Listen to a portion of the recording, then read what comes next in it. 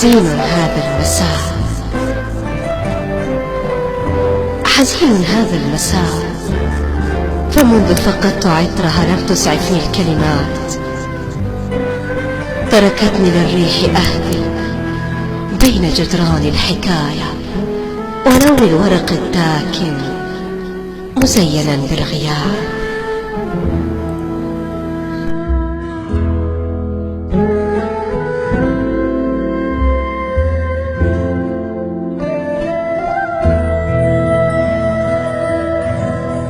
تركتني ولم تعود، كانت آخر الطريق تلتفت خلفها، وأنا على يقين أن القلب كان يحتضر بين الحروف، وكنت أنزف، كنت أبكي.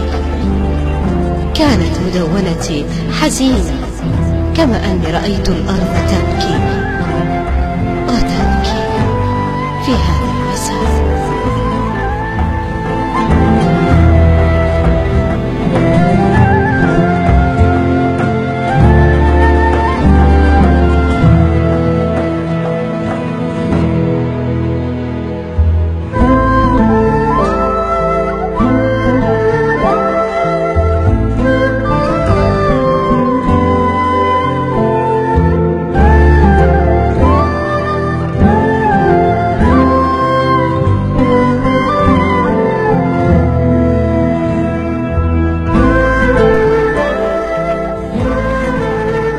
أجلس أنا والذكريات، كل نظرة من عينيك، كل ابتسامة كانت كأسا تفقدني رشدي.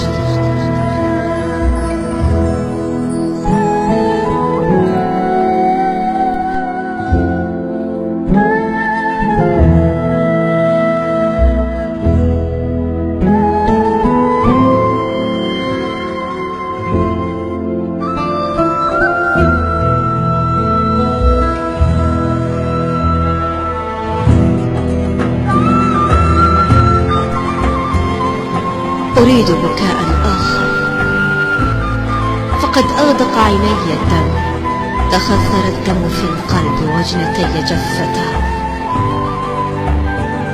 وليل أسود ساد وقمري الثمن ونجومي الثكلى وسمائي الهزيلة وجدران غرفتي السوداء ومن ضدتي ذات السجائر وبعض أوراق المنونة.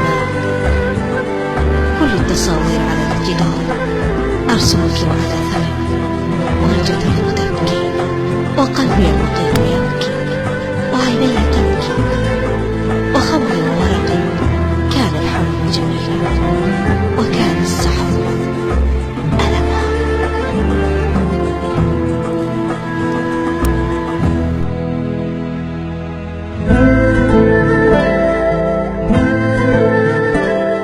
فلم أعذب نفسي وهي بعيدة ليس لي منها إلا بقايا عطر وصورة يتيمة اختفت معالمها من القبل، لم يبق إلا رسمها على جدران حكايتها، وما تبقى في قلم الحزين، وما تبقى من آخر الكأس، وما تبقى من السنين.